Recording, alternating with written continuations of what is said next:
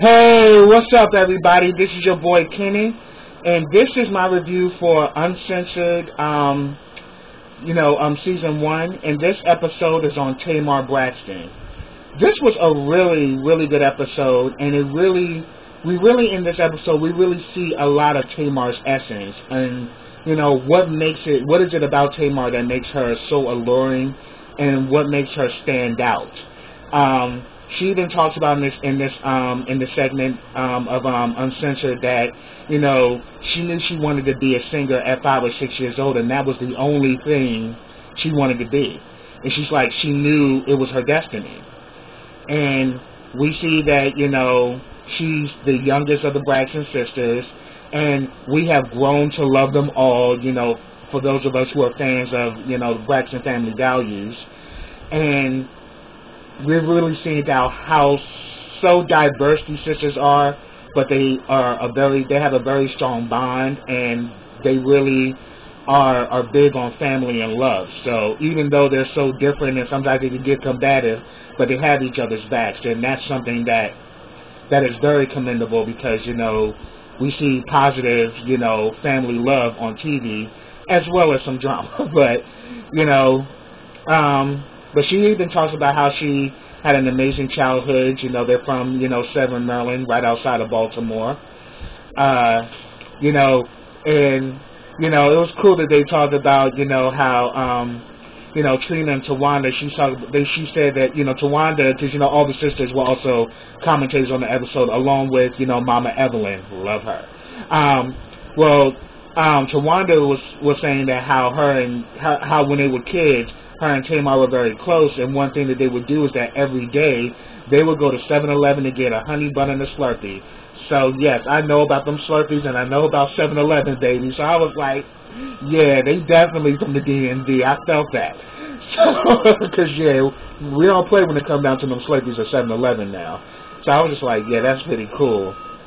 And also we learned that Tamar, the way she is how she's always been. She's very outspoken. She's always been this over-the-top personality, and she's the baby of the family. And they said that, their parents, embraced the fact that she was so outspoken and, so over-the-top. But then there were times when, Tawanda said that there was times when our father would do this, letting Tamar to know, like, shut it down, girl. Shut it down. So, and then she also talks about, and then also we see that, at an early age, she really had this big love for music. And Mama Evelyn, talked about how she would arrange her perfume bottles, and she would be acting like the choir director. Like, no, you singing, and I got the vision of that, and I was like, wow, you just know early on what you're going to be, and you kind of acted out as a child. And we kind of saw that when they talked about that in this episode, where she was like directing the choir. She was directing the choir with the perfume bottles. You're singing the wrong note. Sing the right note. No. You couldn't, like, and she would literally be like checking them, because that's exactly what Mama Evelyn did. Because they were a quintet, so they used to sing all the time, and Mama Evelyn used to conduct them, and they were very active in their church, and they had a very strict, upbringing, and Tamar says that, Tony kind of broke the mold, as far as secular music, because they weren't allowed to listen to secular music growing up. So they said Tony was the one that kind of broke the door down with that. So then after Tony broke down the door, then they were able to listen to secular music after that. And then also they talked about how Tamar has very strong faith, and she still fasts to this day. So she definitely practices her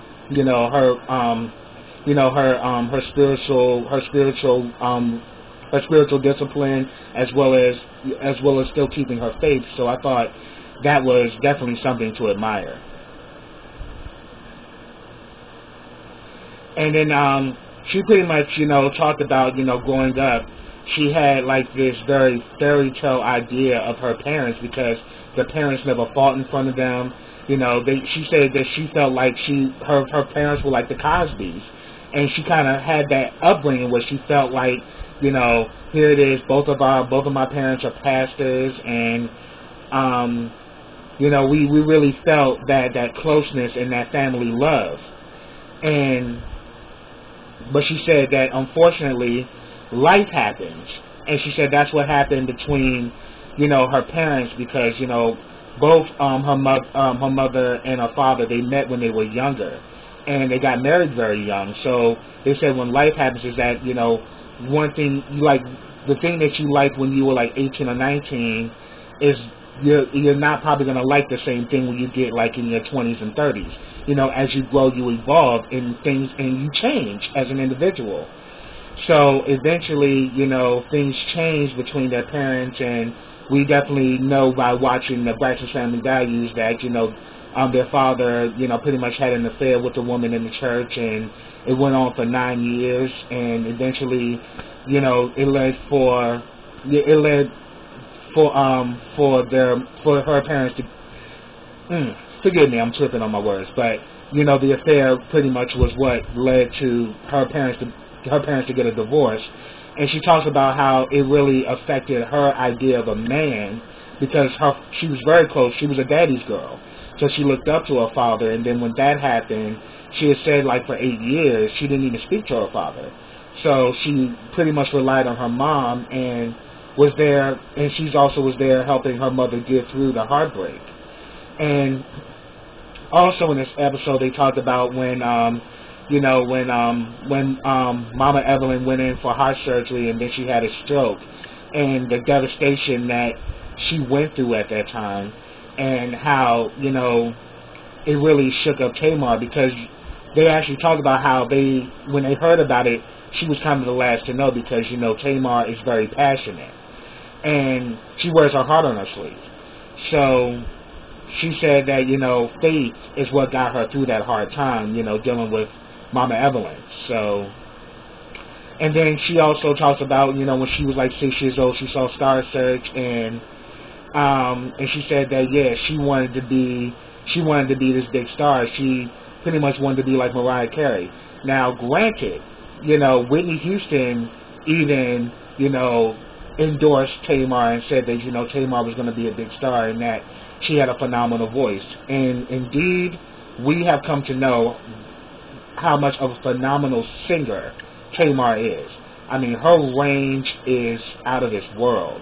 I mean, she can hit those whistle notes like Mariah Carey and Minnie Riperton now. She ain't to be messed with. And her sisters even said that, yes, she is a vocal powerhouse, and she takes music very seriously, and she hones her craft. And her family her parents pretty much saw this talent early on in Tamar, and they got her into a private school. And she said that she had told one of her teachers, she told one of her teachers that when she's 18, she's going to be the next Mariah Carey.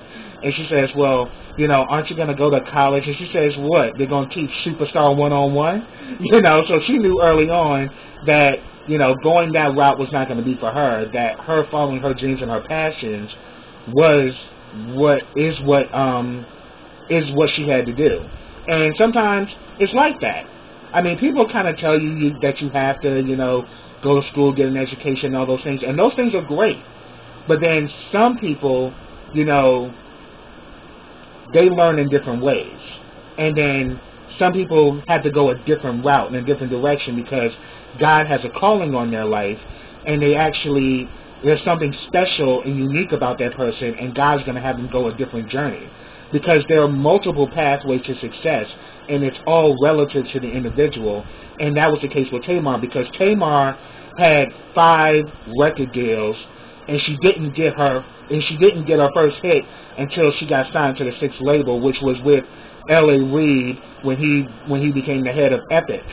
And granted, L.A. Reid and Babyface were the ones who, when they heard the audition of the Braxtons, they chose Tony and not the rest of the girls. So it's funny that L.A. Reid was the one who chose Tamar later down the line. And that's when she did the Love&War album. And let me say, I played that album out. I mean, I would go to, I would be on my way to work, because at the time I worked at a law firm.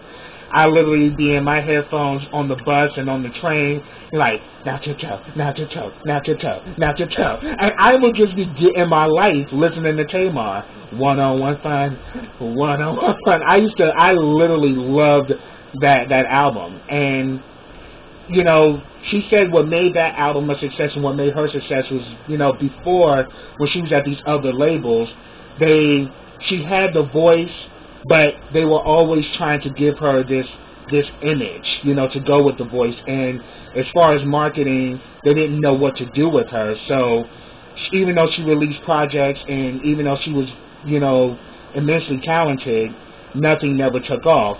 Even when she was with, you know, her sisters, Tawanda and Trina, when they were part of the Braxtons, when they became like a trio, you know, it was pretty much kind of the same issue. You know, they were phenomenally talented, but they didn't know how to market them. And the same thing was with Tamar as a solo artist. They didn't know how to market her.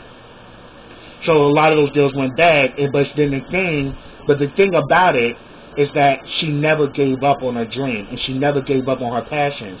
No matter what someone tells you, or no matter what gauntlet they may throw your way, you cannot allow that to stop you. And Tamar is an inspiration with that, because she didn't let the naysayers or the gossipers or the crab in the barrel stop her from doing what she wanted to do. And that's the thing. You got to know what you want, and you have to be willing to stick with it. And that's a lesson that I'm taking for myself. So I definitely love doing like shows like this, because it actually helps me to, you know, look at success in different ways, where it's not just about money. It's about self. It's about mind. It's about family. It's about heart. And it's about passion. And you have to follow your passions, because your passions create financial stability. It creates financial success. So, you know, money is not the driver. It's really, you know, you being the best you and being your best self. And you being in a place where you can be the best that you can be. And she definitely talks about that. And also in this episode, they talk about, you know, when she had her that health scare when she was on Dancing with the Stars, where she had multiple blood clots, and, you know, she literally felt that she was going to die, because, you know, her husband Vince was kind of battling the same illness.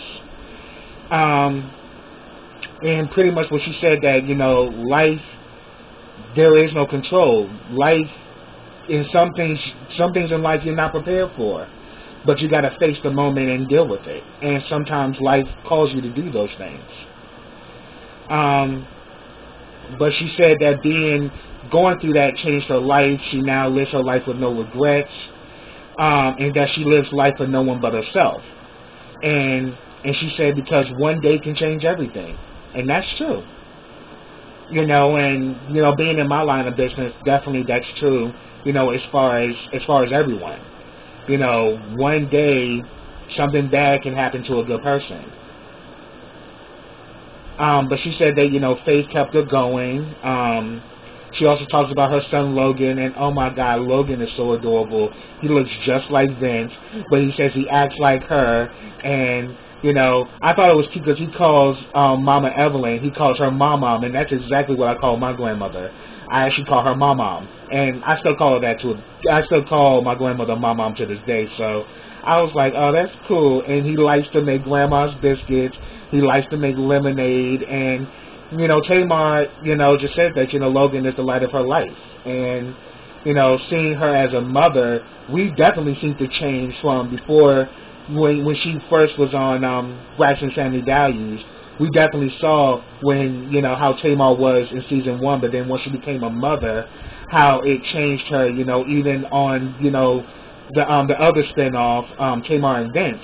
We definitely see her as a mom, and how being a mother has definitely changed her. And she's a great mom, and she loves her son, and she says that she wants her son to be educated, and she wants her son to know the struggles of a black man, and she wants her son to be aware and enlightened on who he is. And that I respect, you know. And me, you know, growing up, you know, being raised by my mom, you know, my mother did the same thing. She pretty much instilled not only the truth, but also instilled the fact that regardless of what, you know, the world may think of you, you're beautiful, you're great, I love you, and you can be whoever you want to be. And that is what has kept me going, you know, all this time, because, you know, I'm 35 years old, but, yeah, having that strong black mother to make us, to actually be there, to guide us, to become strong men, and to become, you know, lovers and defenders of our women and our families, you can't go wrong with that at all. So I definitely you know, pay homage in all respect to Tamar and many mothers who are doing the same for our young black boys and young black men. And, you know, pretty much she also talks about being true to yourself, which is very important. You know, and she says what she come to realize is that that's the only thing that works. She says, I had 5 record deals, and in all those cases, I could never be me, you know, because I had the big voice, but I also had the big personality, and here they were trying to market me by, you know, trying to put my personality in a box, and it doesn't work. Because in order to be authentic in music, you have to be authentic with your well-being as well. And when she said that when she started to accept herself, that's when everything happened. And we also know that she was the one who actually brought the idea of the Braxton family values to the networks. And, you know, she said that it was Thanksgiving, she was sitting there with her family, and she just realized that, wow, my family could be on TV because we're so diverse, and we have all of this craziness amongst us, but yet we're a family like any other family, but we're unique. And, you know, Braxton family values are still going strong to this day, so that definitely tells you something. And then she also talks about her latest album, Bluebird of Happiness, where she says that, you know, the cover it represents her spirit. You know, that she said that, you know, you gotta have faith and you have to have belief in something even if you don't see it. You know, and that's something that I'm definitely taking, that's something that I'm doing right now myself. You know, I may not see, you know, all of the wealth and prosperity that's coming my way, but I know it's there. And that keeps you going regardless of what may be happening in the current. You know you're heading to something great. And Tamar talks about this in this segment of Uncensored, and I have to say it really had me at the edge of my seat, and I was like, wow, Tamar is very deep and very insightful and very intellectual too. So this was a really good episode, y'all, and I definitely enjoyed it. But that's what I have. If I missed anything, put it down in the comments. I'd love to hear from you. Definitely, she's a true inspiration, and regardless of what the naysayers may say about her, I think definitely, you know, Tamar is a very good role model. So, subscribe to my channel. Click that bell so you can get notifications every time I drop a video. Also, follow me on all of my social networks. You will actually find them all in the description box. Also, like this video, comment on this video, and share this video. And I'll be back with the next episode of Uncensored. So until next time, everybody, take care.